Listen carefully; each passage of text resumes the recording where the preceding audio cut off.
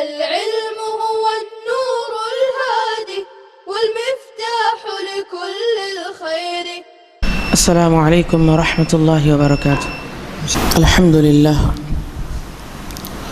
الحمد لله الذي هدانا لدين الإسلام وما كنا لنهتدي لولا أن هدانا الله. الحمد لله نحمده ونستعينه ونستغفره ونعوذ بالله من شرور أنفسنا ومن سيئات أعمالنا.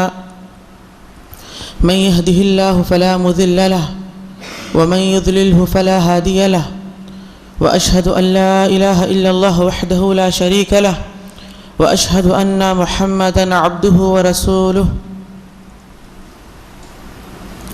يا أيها الذين آمنوا اتقوا الله حق تقاته ولا تموتن إلا وأنتم مسلمون. يا أيها الناس اتقوا ربكم الذي خلقكم من نفس واحدة وخلق منها زوجها وبث منهما رجالا كثيرا ونساء، واتقوا الله الذي تساءلون به والأرحام إن الله كان عليكم رقيبا. يا أيها الذين آمنوا اتقوا الله وقولوا قولا سديدا يصلح لكم أعمالكم ويغفر لكم ذنوبكم، ومن يطع الله ورسوله فقد فاز فوزا عظيما. أما بعد، فإن خير الحديث كتاب الله، وخير الهدي هدي محمد صلى الله عليه وسلم، وشر الأمور محدثاتها، وكل محدثة بدعة، وكل بدعة ضلالة، وكل ضلالة في النار. أعوذ بالله السميع العليم. يوم نقول لجهنم هل امتلأت وتقول هل من مزيد، وأزلفت الجنة للمتقين غير بعيد، هذا ما توعدون لكل أواب حفيظ، من خشي الرحمن بالغيب وجاء بقلب منيب. ادخلوها بسلام ذلك يوم الخلود.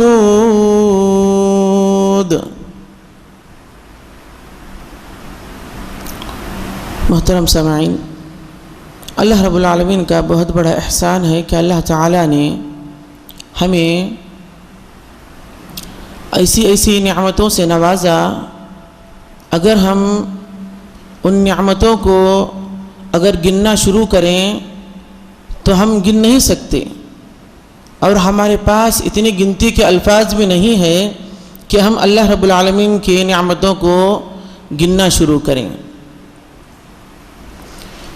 سب سے بڑی اللہ رب العالمین کی ایک تعریف، ایک نعمت یہ ہے کہ اللہ نے ہمیں دین اسلام جیسی نعمت سے نوازا، جو کہ سب سے بہت بڑی نعمت ہے. پھر اللہ نے ہم اس بات کی بھی توفیق دی کہ ہم قرآن کو پڑھیں اور اس پر عمل کریں. اور اللہ رب العالمین کا بہت بڑا شکر ہے کہ اللہ نے ہمیں جمعہ کے روز اذان سے پہلے مسجد پہنچنے کی توفیق دی. الحمدللہ. اللہ رب العالمین نے سورہ آل عمران آیت نمبر 14 میں کہا، اعوذ باللہ من الشیطان الرجیم، زُيِّنَ لِلنَّاسِ حُبُّ الشَّهَوَاتِ مِنَ النِّسَاءِ وَالْبَنِينَ وَالْقَنَاطِيرِ الْمُقَنطَرَةِ مِنَ الذَّهَبِ وَالْفِضَّةِ وَالْخَيْلِ الْمُسَوَّمَةِ وَالْأَنْعَامِ وَالْحَرْثِ ذَلِكَ مَتَاعُ الْحَيَاةِ الدُّنْيَا واللہ عنده حسن المآب.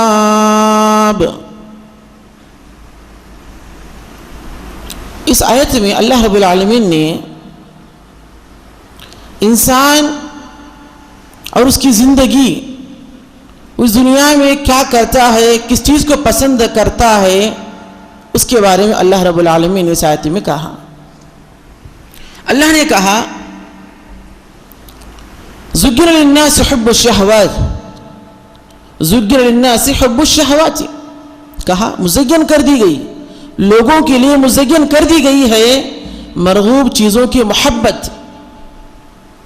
جیسے عورتیں، بیٹے، سونے اور چاندی کی جمع کیے ہوئے خزانے، نشان لگے ہوئے گھوڑے اور چوپائے کھیتی،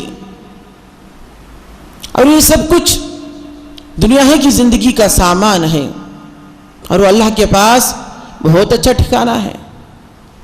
اس آیت میں پہلے حصے میں اللہ نے ہم انسانوں کی حالت کو بیان کیا، اور اس کے بعد اس چیزوں کے بارے میں کہا، پھر آخر میں اور ایک بات کہی۔ کل ملا کے اللہ رب العالمین نے اس آیت کریمہ میں کچھ چیزوں کا تذکرہ کیا ہے جسے ہم انسان پسند کرتے ہیں، انسان کے دل میں محبت ہوتی ہے۔ سب سے پہلے اللہ رب العالمین نے گنایا من النساء، عورتوں کی محبت۔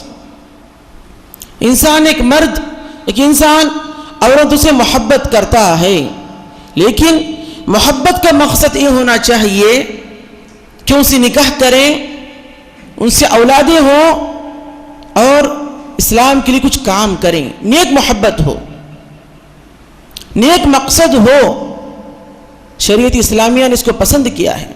آپ وہ حدیث بارہا سنتے ہوں گے، ابو داؤد کی حدیث نمبر 2050، جس میں اللہ کے رسول صلی اللہ علیہ وسلم نے کہا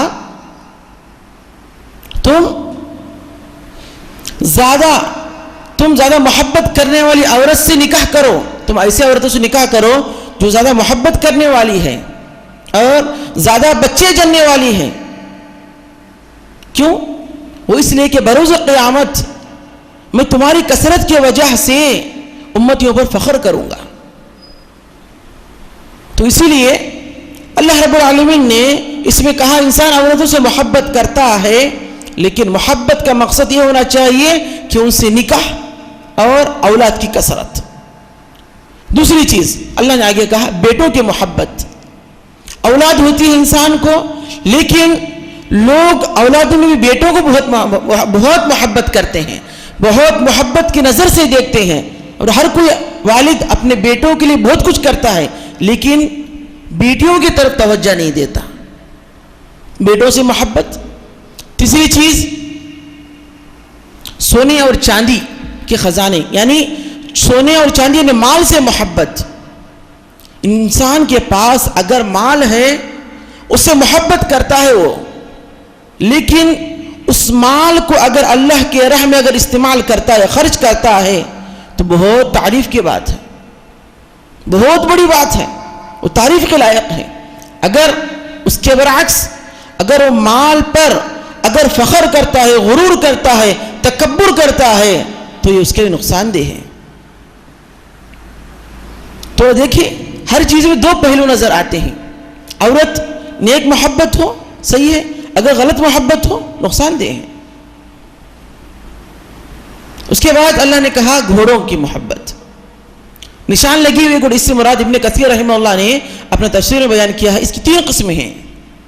ایک گھوڑے سے محبت سے مراد ایک وہ گھوڑے جو جنگ کے لیے استعمال کرتے ہیں، اس کو پالنا وہ گھوڑے، دوسرے وہ گھوڑے جو مسلمان کے خلاف استعمال کرتے ہیں، یہ گناہ کا کام ہے، اور تیسرے وہ جو آدمی اپنی ضرورت کے لیے گھوڑوں کو رکھتا ہے۔ پھر آگے اللہ نے کہا چوپائے اور کھیتی، یہ تمام مال۔ پھر آگے اللہ نے کیا کہا ذالک متاع الحیات الدنیا، یہ تمام جو چیزیں ہیں، یہ جو عورتیں، یہ بیٹے، دنیا کا مال، یہ جانوریں، یہ کھیتی، تمام جو چیزیں ہیں یہ دنیا کی ضرورت کی چیزیں ہیں، انسان کی ضرورت کی جو چیزیں ہیں یہ، لیکن اللہ کے پاس بہت بہتر ٹھکانہ ہے، بہت بہتر چیز ہے۔ وہ کیا چیز ہے؟ آگے اللہ نے کہا کہا اللہ نے اسی کے آگے میں سورہ آل عمران آیت نمبر 15 میں قل اونبئکم بخیر من ذلکم للذین اتقوا عند ربهم جنات تجری من تحت الانہار خالدین فیہا وازواج مطہرۃ ورضوان من اللہ اللہ بصیر بالعباد. کہا اللہ رب العالمین نے اے نبی آپ کہہ دیجئے کہ کیا میں تمہیں اس سے بہتر چیز نہ بتاؤں؟ کیا میں تمہیں اس سے بہتر چیز بتاؤں؟ کس سے بہتر؟ جو پہلے آیت میں بیان کر دیا گیا، عورتیں، اس کے بعد بیٹے، مال، دنیا کا مال، جو کھیتی، جو جانور، جو چیزیں نظر آتی ہیں ہمیں، جس کے پیچھے انسان پیچھے چلے جاتا ہے، دنیا کو چھوڑ، دنیا کے لیے انسان شریعت کے احکامات کو پامال کرتا ہے، اللہ کی نافرمانی کرتا ہے. یعنی اللہ نے یہ کہہ دیا کہ جن چیزوں کے پیچھے دنیا میں، جن چیزوں کے پیچھے تم جا رہے ہو، جن عورتوں کے پیچھے تم جا رہے ہو، جن بیٹوں کے لیے تم اللہ کی نافرمانی کرتے ہوئے مال اکٹھا کر رہے ہو، جس مال کو تم جما رہے ہو، اے نبی آپ کہہ دیجئے ان لوگوں سے جو دنیا کے پیچھے ہیں، کیا میں تمہیں اس سے بہتر چیز نہ بتاؤں؟ کیا چیز ہے وہ؟ اللہ نے کہا للذین اتقوا عند ربہم، ان لوگوں کے لیے کون لوگ ہیں؟ جو لوگ دنیا میں تقوی اختیار کرتے ہیں، اللہ سے ڈرتے ہیں، شریعت کے مطابق گزارتے ہیں، جن کی صبح شام اللہ کے احکامات پر چلتے ہوئے ہوتی ہے، جن کی زندگی شریعت کے مطابق گزرتی ہے، جس کی تجارت شریعت کے مطابق ہوتی ہے، جو حرام کام سے دور رہتے ہیں اور حلال کاموں کو اختیار کرتے ہیں، حلال چیزوں کو اختیار کرتے ہیں. متقی لوگ، تقوی اختیار کرنے والے کیا ہے؟ للذین اتقوا عند ربہم، تقوی اختیار کرنے والوں کے لیے، متقی لوگوں کے لیے ان کے رب کے پاس جنت ہے. کیسی جنت؟ جس کے نیچے سے نہریں جا رہی ہیں، جس کے نیچے سے نہریں جا رہی ہیں، اور وہاں پاکیزہ عورتیں ہیں. سب سے بڑی چیز وہ رضوان من اللہ، اللہ کی رضامندی ہے، اور اللہ اپنے بندوں کو دیکھ رہا ہے. اس آیت میں اللہ رب العالمین نے پہلے جو آیت میں جو چیزیں بیان کی ہیں اس سے بہتر چیزوں کے بارے میں بیان کر رہا ہے کہ آج تم جس چیز کے پیچھے پڑ رہے ہو اس سے بہتر چیز جنت ہے، جنت کی نعمتیں ہیں، وہاں بھی عورتیں ہیں، وہاں بھی ہر آدمی جو چیز سوچ نہیں سکتا، حدیث قدسی کے مطابق، اس کے راوی ابو ہریرہ ہے، انسان کو ذہن سوچ نہیں سکتا کہ نعمتیں کیسی ہیں، کیسی نعمتیں سوچ نہیں سکتا، وہ گمان میں نہیں کر سکتا کہ جنت کی نعمتیں کیسی کیسی ہوں گی. محل ہے جنت میں، اللہ محل عطا کرے گا، کیسا محل ہوگا سوچ نہیں سکتا، آدمی تصور نہیں کر سکتا. اللہ رب العالمین نے متقیوں کے لیے جنت کے بارے میں کہا ہے کہ جو لوگ دنیا میں اللہ کے مطابق جو زندگی گزاریں گے ان کے لیے جنتیں ہیں، اور جس کے نیچے سے نہریں جاری ہیں، اور پاکیزہ عورتیں. پاکیزہ عورت سے کیا مراد ہے؟ دنیا میں جو عورتیں ہیں حیض و نفاس کے، وہاں پر ایسے عورتیں نہیں ہوں گی، حوریں ہوں گی، حیض و نفاس کا مسئلہ ہی نہیں ہوگا. سب سے بڑی چیز، سب سے بڑی نعمت کیا چیز ہے؟ ورضوان من اللہ، اللہ کی رضامندی. اور اللہ نے سورۃ توبہ میں کیا کہا؟ ورضوان من اللہ اکبر، اللہ کی رضامندی سب سے بڑی چیز ہے، سب سے بڑی نعمت ہے. یہ وہی اللہ کی رضامندی ہے، یہ وہی اللہ کی رضامندی ہے جس کے لیے صحابہ کرام کیا کچھ نہیں کیا. جنت کو حاصل کرنے کے لیے، رب کو راضی کرنے کے لیے، رب کو خوش کرنے کے لیے مکے سے مدینہ کی طرف ہجرت کیے، اپنے مال کو چھوڑ کر آ گئے، اپنے بیوی بچوں کو چھوڑ کر آ گئے، صرف رب کو راضی کرنے کے مقصد سے، جنت کو حاصل کرنے کے مقصد سے. دیکھیے صحابہ کرام کی تاریخ کو، ہمیں ایسے ایسے واقعات ملتی ہیں جو ہماری نصیحت ہے کہ صحابہ کرام کا دنیا میں ان کے زندگی گزارنے کا مقصد یہ تھا کہ رب کو راضی کرے اور جنت کو حاصل کرے. لیکن ہمارا مقصد کیا ہے؟ اللہ نے کیا کہا؟ اللہ کے رسول صلی اللہ علیہ وسلم نے کیا کہا؟ الدنیا سجن المؤمن و جنت الکافر. یہ دنیا جو ہے جو ہمیں نظر آتی ہے سجن المؤمن، مومن کے لیے قید خانہ ہے اور کافر کے لیے جنت ہے. لیکن ہم مسلمان کیا یہاں پر سمجھتے ہیں؟ دنیا کو اصل ٹھکانہ بنایا. ہم سمجھتے ہیں کہ دنیا ہی اصل ہے. وجہ کیا ہے؟ رب کو راضی کرنے والی جو چیز ہے، رب کو راضی کرنے کا جو مقصد ہے، جنت کو حاصل کرنے کا جو مقصد ہے، اس کو ہم بھول گئے. ہماری پیدائش کا ایک مقصد ہے. اللہ نے ہمیں اسی لیے پیدا کیا کہ جاؤ دنیا میں جا کے موج مستی کرو، آرام سے رہو. نہیں، ہماری پیدائش کا ایک مقصد ہے. کیا مقصد ہے؟ لیعبدون، اللہ کی عبادت، صرف اللہ کی عبادت. کیا کہا اللہ رب العالمین نے؟ وما خلقت الجن والانس الا لیعبدون، الا لیعبدون. صرف و صرف اللہ رب العالمین نے انسان اور جنات کو اس لیے پیدا کیا تاکہ ہم اس کی عبادت کریں. لیکن ہم دنیا میں آ گئے، ہماری پیدائش ہو گئی، جیسے ہم کھڑنا شروع کیے، چلنا شروع کیے، کچھ چار پیسے کمانا شروع کر لیے، دنیا کی محبت میں ملوث ہو گئے، آخرت کو بھلا بیٹھے. مال مال مال مال، ہمیشہ مال جمانا ہے، خرچ کرنا نہیں ہے. ہمیشہ کمانا کمانا، عبادت نہیں اللہ کی. مال کمانے کا مقصد، مال کمانا ہمارا مقصد بن گیا ہے. آج ہم صرف مال کمانے کے بارے میں سوچتے ہیں، اللہ کی عبادت کے بارے میں کوئی سوچتا ہے نہیں. کس کے پاس وقت ہے؟ کیا حالت ہے جو ہماری. ایک آدمی کوئی فجر کی نماز پڑھ کر تجارت کے لیے جاتا ہے تو کوئی فجر کی نماز کو چھوڑ کر تجارت کے لیے جاتا ہے. کوئی 5 بجے اٹھ کر فجر کی نماز باجماعت پڑھتا ہے، کوئی 8 بجے اٹھ کر اپنے کاروبار کے لیے جاتا ہے، اپنے بزنس کے لیے جاتا ہے، آفس کام کے لیے جاتا ہے. پھر شام میں آ کر کوئی عشاء کی نماز پڑھ کر صرف سوتا ہے تو کوئی اسی طرح کر سو جاتا ہے. یہ ہم مسلمانوں کی حالت ہے. کیا ہمارا مقصد، پیدائش کا مقصد کیا ہے؟ ہماری پیدائش کے مقصد اللہ کی عبادت ہے، رب کو راضی کرنا ہے، جنت کو حاصل کرنا ہے. ہم اپنے مقصد کو بھول گئے. اس آیت کریمہ میں اللہ رب العالمین نے یہ نصیحت کی، آج تم جس چیز کے پیچھے جا رہے ہو وہ چیز وہاں پر بہت بہتر چیز ہے، دنیا کے مقابلے بہت بہتر چیز ہے. جنت، جنت کی نعمتیں، ہر چیز ملے گی، ہر چیز ملے گی. جو بھی چیز مانگو، جو بھی تم تصور کرو، ہر چیز ملے گی. صحابہ کے بارے میں دیکھیں گے، صحابہ کے نزدیک جنت کی اہمیت کیا تھی، جنت کی ویلیو کیا تھی صحابہ کرام کے نزدیک.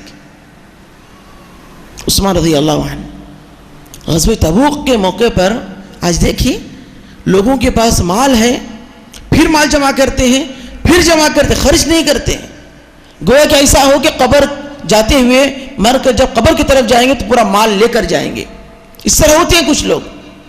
عثمان بن عفان رضی اللہ عنہ کیسے صحابی رسول تھے، غزوہ تبوک کے موقع پر ملک شام کی طرف ایک قافلہ بھیج رہے تھے عثمان رضی اللہ عنہ، جس میں 200 اونٹ تھے، 200 اونٹ، اور اس کے ساتھ 29.5 کلو 29.5 کلو چاندی تھی. وہ بھیج رہے تھے، لیکن مجاہدین پر انہوں نے صدقہ کر دیا. وہ تمام چیزیں، 200 اونٹ اور 29.5 کلو چاندی مجاہدین کے لیے صدقہ کر دیا. پھر اس کے بعد پھر 100 اونٹ صدقہ کر دیا، کجاووں کے ساتھ صدقہ کر دیا. پھر 5 کلو سونے کے سکے لا کر اللہ کے رسول صلی اللہ علیہ وسلم کے سامنے رکھ دیا. پھر اللہ کے رسول صلی اللہ علیہ وسلم کیا کہتے ہیں؟ ان سونے کی سکوں کو پلٹتے ہیں، کہتے ہیں کہ آج کے بعد عثمان جو بھی عمل کر لیں کوئی نقصان نہیں ہوگا اس کے لیے. آج کے بعد عثمان جو بھی عمل کریں کوئی نقصان نہیں ہوگا ان کے لیے. پھر اس کے بعد پھر صدقہ کیا، پھر صدقہ کیے، یہاں تک کہ صدقے کی تعداد ہو گئی 900. صرف رقم کو چھوڑ کر، سونے چاندی کی سکوں کو چھوڑ کر اونٹ 930 اونٹ تھے اور 70 گھوڑے تھے. 70 گھوڑے، 930 اونٹ. اس وقت وہ وقت آ گیا کہ اللہ کے رسول صلی اللہ علیہ وسلم ممبر پر کھڑے ہو کر کہتے ہیں عثمان جنتی ہے، تو عثمان رضی اللہ عنہ کو جنت کی بشارت سناتے ہیں، متعدد مرتبہ، کئی مرتبہ سناتے ہیں۔ اہل علم بیان کرتے ہیں عثمان رضی اللہ عنہ کو اللہ کے رسول صلی اللہ علیہ وسلم نے 10 مرتبہ جنت کی بشارتیں سنائی ہیں، 10 مرتبہ۔ صرف غزوہ تبوک کے موقع پر، صرف غزوہ تبوک کے موقع پر اتنا مال اگر خرچ کیے ہیں تو سوچے کہ بقیہ وقت پر، بقیہ اوقات میں کتنا مال خرچ کرتے ہوں گے؟ کیا ان کا مال کم ہوا؟ نہیں، اللہ نے اور برکت دی۔ مورخین لکھتے ہیں کہ عثمان رضی اللہ عنہ ہر جمعہ ایک غلام آزاد کرتے تھے، ہر جمعہ ایک غلام آزاد کرتے تھے، ہر جمعہ کے دن ایک غلام آزاد کرتے تھے۔ اتنا مال خرچ کرنے کے باوجود بھی اللہ نے کتنی برکت دی ان کے مال میں۔ آج دیکھیے، آج لوگ مال جماتے ہیں، جمع کر رکھتے ہیں، پھر ایک عمر آتی ہے پورا لے جا کر ڈاکٹر کو دے دیتے ہیں، پھر بیمار ہو گئے، ایسی بیماری ملوث ہو جاتی ہے جس کا کوئی علاج نہیں۔ کیا مال فائدے کا ہو؟ کیا فائدہ ہو اس مال کا؟ اللہ سے دعا ہے کہ اللہ ہمیں ایسا مال دے جو اللہ کے راہ میں خرچ کر سکے۔ اللہ سے دعا ہے کہ اللہ ہمیں ایسا مال دے جو رب کو راضی کرنے میں کام آئے، آمین، جو رب کو خوش کرنے میں کام آئے، آمین۔ پھر اس کے بعد اور ایک صحابی رسول ابو دحدہ، اس نام کو یاد رکھیں، ابو دحدہ رضی اللہ عنہ۔ مسند احمد میں اس حدیث کو بیان کیا گیا ہے، حدیث نمبر 11903۔ اور اسی طرح اقبال کہلانی اس واقعے کو اپنی کتاب میں بیان کرتے ہیں اور کہتے ہیں کہ البانی رحمہ اللہ نے اس حدیث کو صحیح کہا ہے۔ واقعہ کچھ اس طریقے سے ہے، غور سے سنیں، شاید کہ کچھ نصیحت مل جائے ہمیں، اور ہمیں اپنے بچوں کو بھی واقعہ سنانے میں فلم کے علاوہ یہ واقعہ سنانے میں کام آ جائیں۔ اسلامی واقعات غور سے سنیں، اس میں ہماری نصیحت ہے، ہمیں سدھرنے کے لیے ایک طریقہ ملتا ہے، اس کے اندر بہتر زندگی گزارنے کے لیے ایک طریقے اس کے اندر ملتے ہیں ہمیں۔ ابو دحدہ رضی اللہ عنہ، ایک مرتبہ ایسا ہوا کہ ایک یتیم جوان اللہ کے رسول صلی اللہ علیہ وسلم صحابہ کے درمیان بیٹھے ہوئے تھے۔ ایک یتیم جوان آتا ہے، آ کر کہتا ہے، اے اللہ کے رسول صلی اللہ علیہ وسلم، میرا کھجوروں کا ایک باغیچہ ہے، ایک باغ ہے، ایک باغیچہ ہے جس کے اطراف میں دیوار بنا رہا تھا، لیکن جب دیوار بنا رہا تھا تو میرے دیوار کے درمیان میرے ہمسائے، میرے جو پڑوسی ہے، اس کے باغیچے کا ایک درخت درمیان میں آ رہا ہے۔ اگر میں اس کو اپنے اندر لے لوں، اپنے باغیچے کے اندر لے لوں تو دیوار سیدھی ہوگی، ورنہ دیوار سیدھی نہیں ہوگی، بہت دقتیں آئیں گی۔ میں نے اس سے کہا کہ وہ درخت جو ہے، ایک کھجور کا جو درخت ہے، مجھے دے دیں آپ، یا میں اس کو خریدوں گا، آپ اس کا دام بولیں۔ تو اس نے انکار کر دیا، وہ جو پڑوسی تھا وہ انکار کر دیا۔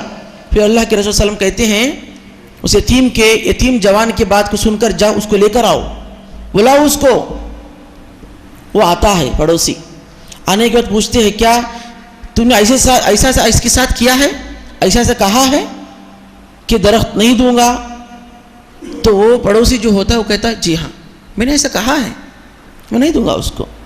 تو دیکھیں، اس کے بعد اللہ کے رسول صلی اللہ علیہ وسلم اس پڑوسی سے کہتے ہیں وہ درخت اس کو دے دو، وہ جو کھجور کا جو درخت ہے اس یتیم جوان کو دے دو تاکہ اپنے دیوار کو درست کر لیں، سیدھی دیوار بن سکیں، پھر تم اس کو اسی طرح دے دو یا اس کی قیمت لے لو۔ پھر بھی وہ جو پڑوسی تھا وہ انکار کرتا ہے، کہتا ہے کہ نہیں دوں گا۔ پھر اس کے بعد اللہ کے رسول صلی اللہ علیہ وسلم کہتے ہیں تم اس یتیم کو وہ درخت کھجور کا دے دو، اس کے بدلے تمہیں جنت میں درخت ملے گا۔ کیا خیال ہوگا؟ ایک درخت کی، دنیا کی ایک درخت کے بدلے جنت کا درخت۔ صحابہ خوش ہو گئے، جس کو جنت کا درخت مل گیا اس پر تو جنت واجب ہے، جنت ضرور ملے گی اس کو، وہ تو جہنم میں نہیں جا سکتا، جنت اس کے لیے پکی ہو گئی، لازم ہو گئی۔ تو پھر بھی وہ آدمی کہتا ہے اے اللہ کے رسول نہیں دوں گا۔ اللہ اکبر، کیا کہتا ہے؟ نہیں دوں گا۔ پھر اس کے بعد اس مجلس میں بیٹھے ہوئے صحابہ میں سے ایک صحابی ابو دحدہ رضی اللہ عنہ، دیکھیں کیسے کیسے لوگ ہوتے ہیں. ابو دحدہ رضی اللہ عنہ آتے ہیں، اٹھ کر آ کر اللہ کے رسول سے کہتے ہیں اے اللہ کے رسول، اگر میں وہ درخت جو ہے کھجور کا درخت اگر میں یتیم کو دلا دوں، کیا وہ جنت کا جو درخت مجھے ملے گا؟ وہ جنت کا جو کھجور کا درخت کیا مجھے ملے گا؟ اللہ کے رسول نے کیا کہا؟ ہاں ملے گا، تمہیں ملے گا. تو پھر ابو دحدہ رضی اللہ عنہ وہ جو پڑوسی تھا اس کے پاس جاتے ہیں، جا کر کہتے ہیں کیا تم میرے باغیچے کو جانتے ہو؟ میرے باغ جو ہے مدینے اس کو جانتے ہو؟ میرے باغیچہ؟ تو وہ پڑوسی کہتا ہے، وہ آدمی کہتا ہے اے ابو دحدہ، تمہارے باغیچے کو کون مدینے میں نہیں جانتا؟ مدینے کے تمام لوگ جانتے ہیں. اس کے اندر 600 کھجوروں کے درخت ہیں، درمیان میں ایک بڑا سا محل، میٹھے پانی کی کنویں، بڑی بڑی دیواریں اطراف سے جو دور سے نظر آتی ہیں. اگر دور سے بھی اگر دیکھیں اس دیوار کو، اس باغیچے کو نظر آتی ہے، وہ اتنا اچھا کھجور. اور تجارت جو کرنے والے ہیں، جو تاجر ہے، تمہارے باغیچے کی کھجوروں کو خریدنے کے لیے انتظار کرتے ہیں. وہ اتنے اچھی کھجوریں ہیں تمہارے، اسے کون نہیں جانتا. تو دیکھیں ابو دحدہ کیا کہتے ہیں، پڑوسی کی بات مکمل ہونے کے بعد کہتے ہیں ٹھیک ہے، ایسا کرو کہ میرا باغیچہ جس کے اندر 600 کھجوروں کے درخت ہے، اس کے درمیان جو محل ہے، جو میٹھے کنویں کے، جو میٹھے پانی کی جو کنویں ہیں، جو اطراف کے جو دیواریں ہیں، یہ تمام کی تمام تم لے لو، لیکن مجھے وہ درخت دے دو. اللہ اکبر، کیا سودا ہے، کیا تجارت ہے. اللہ اکبر، ایک کھجور کے درخت، دنیا کا ایک کھجور کا درخت، اس کے لیے دنیا کے 600 کھجور کے درخت، اس کے درمیان محل اور ایک میٹھے پانی کا کنواں، تمام فصیح بڑے بڑے دیواروں کے ساتھ ایک باغیچہ صرف ایک درخت کے لیے دے دیے. پھر وہ جو پڑوسی تھا اس کو لگا کہ منافع کا سودا ہے، تجارت جو ہے، جو سودا جو خریدا ہے بہت فائدے والا ہے. مان جاتا ہے، کہتا ہے تب سب لوگ گواہ رہو کہ ابو دحدہ نے مجھے یہ باغیچہ 600 کھجوروں کے درخت کا باغیچہ جو ہے مجھے دے دیا ہے. سب لوگ گواہ ہیں. پھر اس کے بعد ابو دحدہ اللہ کے رسول صلی اللہ علیہ وسلم کے پاس آتے ہیں، اے اللہ کے رسول، جنت میں جو درخت جو پکا ہے نا میرے لیے وہ ہے نا، پکا ہے؟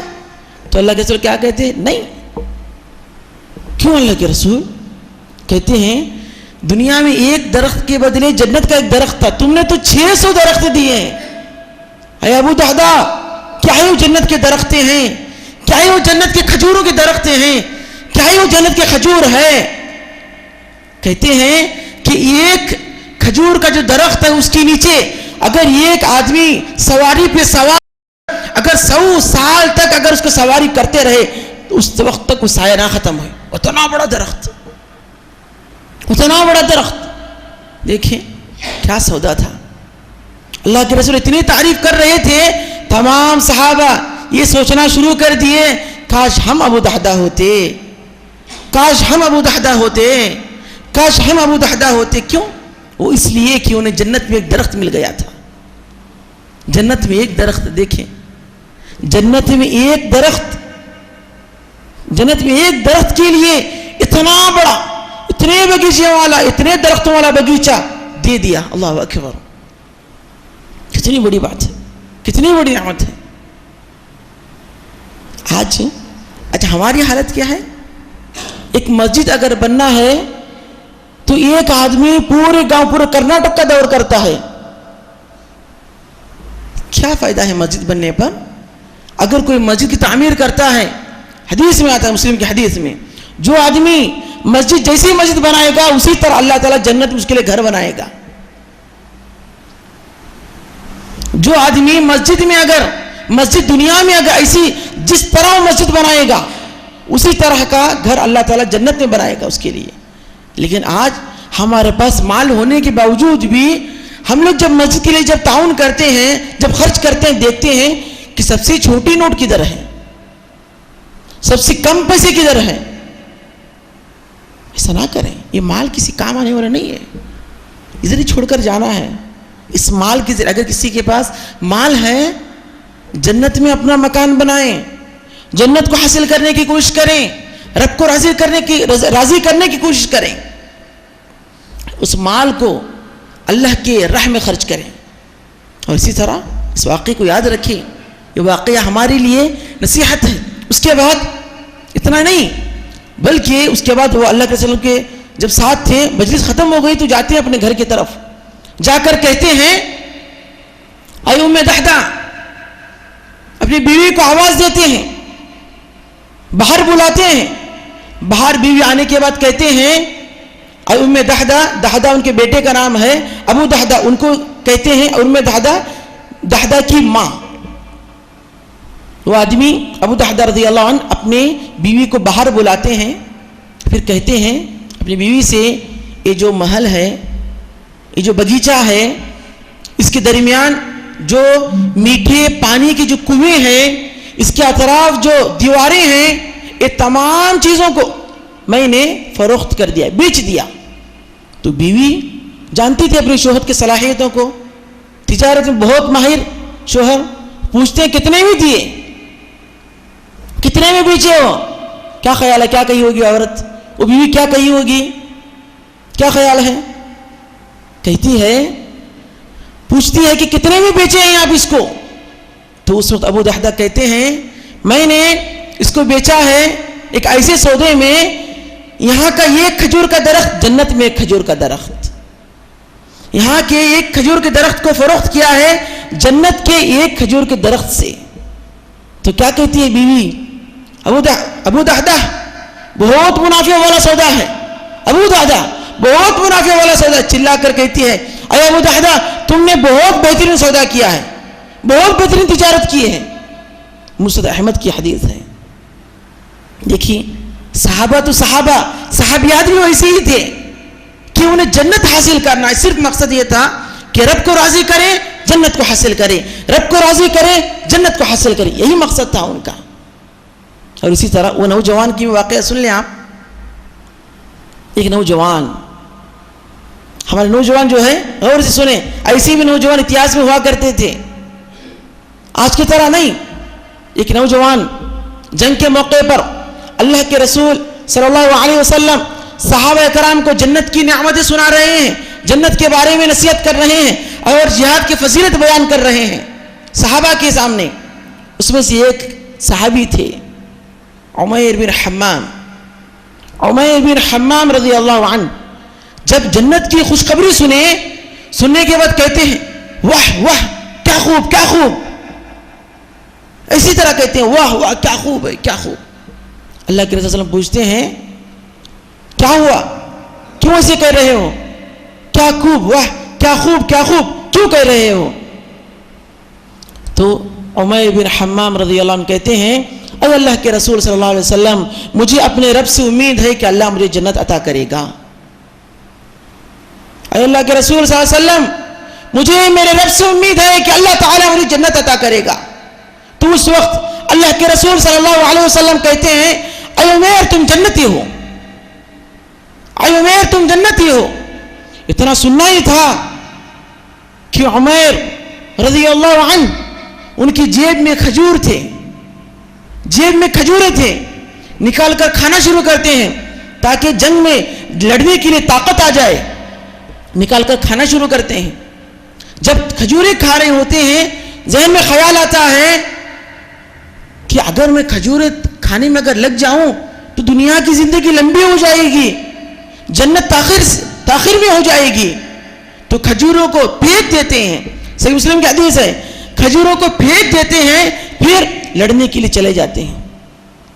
جنگ کر رہے ہیں تلوار کے ساتھ، کسی دشمن کو ضرب لگا رہے ہیں، دشمن انہیں ضرب لگا رہا ہے، یہ دشمن کو مار رہے ہیں، دشمن انہیں مار رہا ہے، یہاں تک کہ وہ شہید ہو جاتے ہیں، یہاں تک کہ وہ شہید ہو جاتے ہیں. اللہ اکبر. ایسے صحابی تھوڑی دیر پہلے جنت کی بشارت ملی تھی، اس طرح جنت کے طلبگار تھے، اس طرح جنت کو حاصل کرنے کا شوق تھا کہ دنیا کی زندگی کو ناپسند کرتے ہوئے جنت کو حاصل کرنے کی کوشش کرتے تھے. یہ تھی ہمارے صحابہ کرام. پھر شہید ہو گئے. صحیح مسلم کی حدیث ہے، حدیث نمبر 1901. اور تاریخ میں اس واقعے کو تفصیل کے ساتھ بیان کیا گیا ہے. ایسے ہمارے صحابہ کرام تھے.